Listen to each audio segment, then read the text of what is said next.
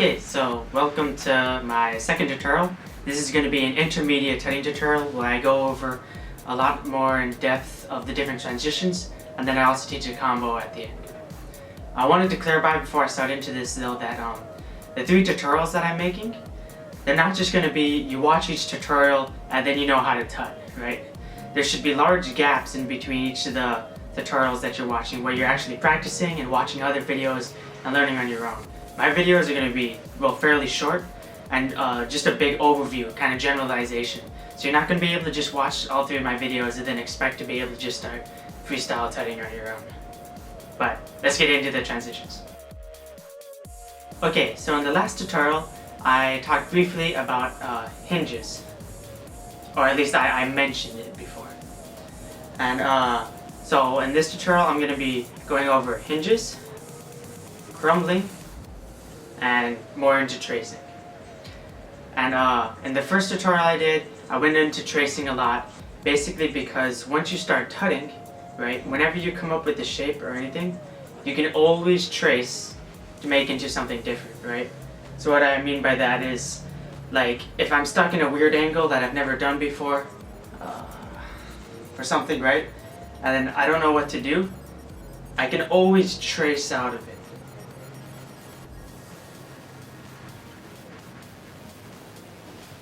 So tracing is probably the most basic of the 3 transitions I'm going to go over, right?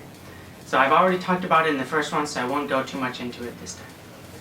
The next one I want to talk about is hinges. We used a hinge in our first combo we did from the last one. But now I'm going to go more in depth. So what is a hinge, right? So a hinge is anywhere where you're tutting, where you have a joint in like your arm, so your wrist or your elbow. And so you notice my hand's going to stay completely still, and then it's going to rotate, right?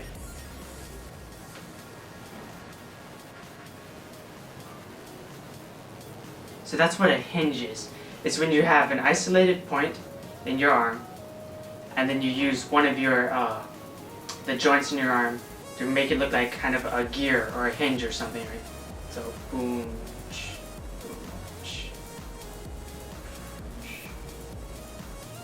This is more of a stylized effect, but you can also use it a lot in your tutting and you don't even really notice, right? So right here, technically, this would be a hinge, right? You don't have to actually grab it and pretend like it's a hinge. That would just be for, you know, style, if you want to make it look cooler. So the point of using these transitions, right, is to basically make your tutting look smoother. So instead of just jumping into shapes and tutting, like I mentioned last time, you want to use the different concepts and transitions to make it look smoother. So you would trace a shape and then hinge into a new one. It makes the tutting look a lot nicer. And that's how you're going to come up with a lot of the new angles and stuff on your own. So we mentioned tracing in the first one a lot, and a little bit more in this one. Hinging, which is just going to take practice and a lot of more stretching to make sure you get some of the angles right.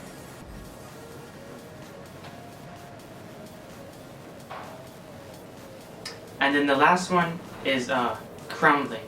So the word crumbling I got from J-Funk and his tutorials. I'll link those in the description. You guys should really check those out. Those are much better than mine. So crumbling is a move where if you're in a certain position, right, and you want to bring your hand back out, right, and this doesn't look as clean as this. So a crumble, they call it a crumbling effect because it kind of looks like your hand is crumbling apart and then coming back together. So this is actually a fairly tough move to do. It takes a lot of people, a lot of practice in order for them to get it. And it uses the fingers. And you're going to have a little bit of dexterity. But you shouldn't have to really stretch your fingers in order to get this. Just make sure your arms and everything are already stretched beforehand. So for crumbling, you're going to start with one finger at a time. you're gonna curl all of the fingers in, and then curl them back out in the new angle you want. Come a little bit closer. So you're gonna start with one finger at a time, and you're just gonna curl them in, and then uncurl them. And make sure your hand is rotating, or hinging at the same time. So it's gonna curl in, hinge, uncurl, and so that together looks. So the point of that effect is just to make it look smoother. You don't have to do crumbling, but a lot of people do it for just, I guess I would say style, but since they're transitions, they also help you to get into new angles without repeating the same thing over and over again. Although I think I repeated that a little from earlier on. But so, once again, you're gonna curl your fingers in, rotate the hinge, and then uncurl them.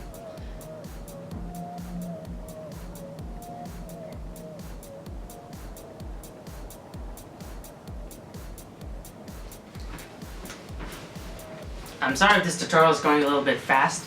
Drop a comment if you think that I should go deeper into this or just have separate tutorials for all of these different concepts. And then I guess I'll try and make one of those too. Okay, so those are the transitions, and then now let's go into a combo. Okay, so I just came up with this combo, and it's going to utilize all three of the transitions we went over before: tracing, crumbling, and hinges. It's a 9 count combo. I tried to make it 8, but it's going to end up being 9. And sorry if you don't like it or if it's too difficult, but like I said, this is going to be, these tutorials aren't meant to just be watched and then you'll know how to do it. They're going to be super general, so you have to do a whole bunch of practice in between them. So this is the first combo, and it looks like this. 1, 2, 3, 4, 5, 6, 7, 8, 9. So I'm gonna go through it one more time, and then I'm gonna I'll talk about each of the transitions and where they are. So starting in the prayer position, you go 1, 2, 3, and 3 is a crumble. 4, 5. 5 is a hinge, this being the joint, and then so 5, 6. So 6 collapses, and then 7 is a trace. And then it's just going to close again, trace back, 8, 9. Ending back in the same position. Okay, so now we'll get into this. So 1, prayer position. 2, your hands are going to come up and your elbows touch, making a straight line. 3, your hands drop. I'm going to the left, you can go whichever way you want to mirror me or not. So 1, 2, 3. And now you do the crumble, which because I just taught it to you in this tutorial, you probably it won't be very clean or anything, but don't worry about it. Like I said, lots of practice. So 1, 2, 3. Wait, sorry. 1, 2, 3. 4, you rotate your hand up to make kind of like another invisible box there. 5 is the hinge. 5, you're gonna pretend these points are connected, and this is the joint you're moving, and you're gonna rotate. So this hand stays almost the exact same. It's just moving up while it's keeping these points connected. This hand is the one that rotates up.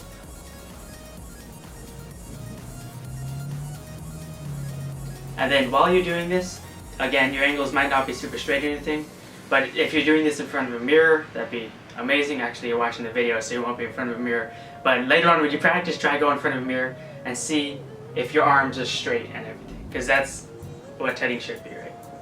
Okay, so 1, 2, 3, 4, 5, 6. You're gonna come down, making another straight line with your arms. But you notice it's back of the hand to the palm, because you just collapse this box. Okay, so 1, 2, 3, 4, 5, 6. 7 is the trace. So this hand, it's just gonna slide out. You just move it a little bit and trace along that side of your arm. So boom, makes like a rectangle. And then 8 is just you come back. So 7, 8. So 1, 2, 3, 4, 5, 6, 7, 8. And to end, you're just gonna flip this hand back around. 9. Back in the prayer position. We'll go over it a few more times slowly. Arms up, elbows together. 1. Both hands to my left or whichever way you guys are gonna do it. So 1, 2, 3, crumble. 4, rotate up. 5, hinge. 6, close the box. 7, trace open. 8, trace close. And 9, back to the start. And so, like the first combo I did in the first tutorial and this one, I have them both starting and ending in the prayer position. But you don't always have to do that. You can play around with it whatever you want. I just have doing that so you can loop back through it and keep practicing over and over again. Okay, let's do it a little bit faster. 1, 2, 3, 4, 5, 6, 7, 8, 9. Again. 1, 2, 3, 4, 5, 6, 7, 8, 9. If you're having trouble with this angle, try moving your hands up. You'll notice when I'm doing this, my hands are slightly higher up. This just makes it slightly easier on your arms so that it's a straight line and everything. Okay. 2 more times and then we're gonna do it fast. Hands up, arms together. To the left, crumble, rotate up, hinge, box, rectangle, trace, trace, close. 1, 2, 3, 4, 5, 6, 7, 8, 9. Okay, ready faster. 1, 2, 3, 4, 5, 6, 7, 8, 9.